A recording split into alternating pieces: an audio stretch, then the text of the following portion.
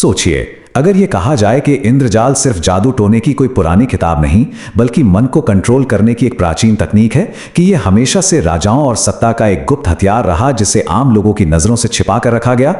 हम सबने इंद्रजाल के बारे में सुना तो है, तंत्र मंत्र, वशीकरण, मायाजाल। पर असली सवाल यह है कि क्या यह सब बाहरी दुनिया को काबू में करने के लिए था, या फिर यह हमारे ही भीतर छिपे इंद्र को नियंत्रित करने का एक गुप्त विज्ञान था। आज इसी पहेली को सुलझाने की कोशिश करते हैं। तो चलिए इस पुरानी धारणा के ऊपर जमी धूल को हटाते हैं और इसे समझने के बाद दुनिया को देखने का नजरिया शायद हमेशा के लिए बदल जाए। शुरुआत करने के लिए सबसे पहले तो इस शब्द इंद्रजाल को ही तोड़कर देखते हैं, जिसका असली मतलब अंधविश्वास से कहीं ज्यादा गहरा है। तो आखिर क्या है इंद्रजाल का असली मतलब? इंद्रजाल, इसका असली मतलब है इंद्रियों का जाल। देखिए, प्राचीन दर्शन एक बहुत गहरी बात कहता है। वो कहता है कि दुनिया वैसी नहीं है जैसी वो है, बल्कि दुनिया वैसी है जैसी हम उसे अपनी इंद्रियों से महसूस करते हैं। मतलब अगर कोई हमारी इंद्रियों को, हमारे देखने सुनने के तरीके को कंट्रोल कर ले, तो वो असल में हमारी पूरी की पूरी सच्चाई को ही कंट्रोल कर सकता है। और यहीं से वशीकरण का असली मतलब सामने आता है। इसका मकसद दूसरों को वश में करना था ही नहीं, बल्कि खुद को, अपने मन को वश में करना था। क्योंकि जिसने मन जीत लिया उसने सच में जग जीत लिया। और ये ज्ञान देखिए एक दोधारी तलवार की तरह था। एक तरफ तो इसका इस्तेमाल खुद को समझने के लिए, मुक्ति के लिए हो सकता था, अपने ही मन के जाल को देखने के लिए, लेकिन दूसरी तरफ ठीक इसी ज्ञान का इस्तेमाल आम लोगों की सोच बदलने, उन पर काबू पाने के लिए भी किया जा सकता था। तो अब सवाल उठता है, सत्ता ने, पावर ने इन सिद्धांतों को एक हथियार की तरह कैसे इस्तेमाल किया? राजाओं के दरबार में इंद्रजालिक हुआ करते थे, पर रुकिए, वो कोई जादूगर नहीं थे, वो थे परसेप्शन इंजीनियर्स। उनका काम कोई अलौकिक करतब दिखाना नहीं था, बल्कि मनोवैज्ञानिक तरीकों से जनता का भरोसा जीतना, दुश्मनों में खौफ पैदा करना और कहानी को अपने हिसाब से मोड़ना था। पुराणों में इंद्र को देखिए, वो देवताओं के राजा हैं, है ना? लेकिन वो हमेशा डरे हुए रहते हैं, हमेशा असुरक्षित। उन्हें हर पल ये डर लगा रहता है कि कोई उनका सिंहासन छीन लेगा। ये सिर्फ एक कहानी नहीं है, ये सत्ता के मनोविज्ञान को समझने का एक जबरदस्त तरीका है। कोई भी सत्ता कितनी भी मजबूत क्यों ना हो, अंदर से हमेशा असुरक्षित होती है।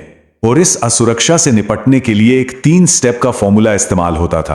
पहला, लोगों में डर पैदा करो ताकि वो सवाल ना पूछें। दूसरा, जब ध्यान भटकाना हो तो उन्हें कोई चमत्कार दिखा दो। और तीसरा, अपनी ताकत को सही साबित करने के लिए बड़ी बड़ी दिव्य कहानियां गढ़ो। सोचकर देखिए, यह पैटर्न आज भी बदला नहीं है, बस तरीके बदल गए हैं। चलिए अब इस पुरानी बात को आज के जमाने से जोड़कर देखते हैं। आज भी इंद्रजाल के सिद्धांत जिंदा हैं पूरी तरह से, बस अब वो मंत्रों या ताबीजों में नहीं मिलते, वो हैं मीडिया में, सोशल मीडिया पर और हमें बताई जाने वाली कहानियों में। आज का जाल बुना गया है हमें लगातार दिखाई जाने वाली तस्वीरों से, हमारे कानों में डाली जाने वाली बातों से, जो बिना किसी जादू टोने के हमारी पूरी सोच को एक दिशा दे रहे हैं। और यहां एक बहुत जरूरी बात समझनी होगी, असली मकसद कभी दुनिया को बदलना था ही नहीं, मकसद था दुनिया को देखने के नजरिए को बदलना। क्योंकि जब किसी का देखने का तरीका बदल जाता है ना, तो उसकी दुनिया तो अपने आप ही बदल जाती है। तो अब चलते हैं सबसे बड़े और सबसे गहरे सवाल की तरफ, जहां सारा ध्यान बाहर से हटकर हमारे अंदर जाएगा। इस पूरी कहानी में सबसे बड़ा सवाल एक ही है, ये इंद्र आखिर है कौन? कौन है जिसके जाल में सब फंसे हैं? जवाब किसी कहानी में नहीं, बल्कि शब्द के अर्थ में ही छिपा है।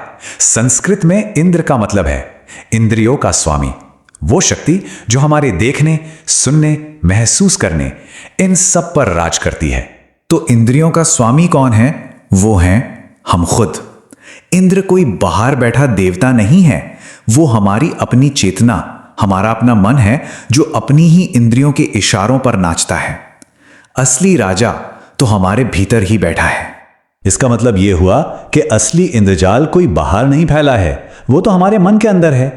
यह जाल बनता है जब हम बिना सवाल किए किसी बात को मान लेते हैं, जब हम डर के मारे कोई फैसला करते हैं, या जब थोड़ी सी तारीफ सुनकर सही गलत का फर्क भूल जाते हैं। हम खुद ही इस जाल को बुनते हैं। तो फिर इससे आजादी कैसे मिलेगी? रास्ता जाल को तोड़ने की कोशिश करने में नहीं है, रास्ता है जाल को पहचानने में, अपने ही मन के खेल का कैदी बनने की जगह उसका दर्शक बन जाने में। जब हम अपने विचारों और एहसासों को बस दूर से देख पाते हैं ना, तभी हम असल में आजाद होते हैं। तो आखिर में यह सवाल खुद से पूछने का है, क्या कोई इस जाल में फंसा हुआ है या फिर उस जाल को सिर्फ देख रहा है?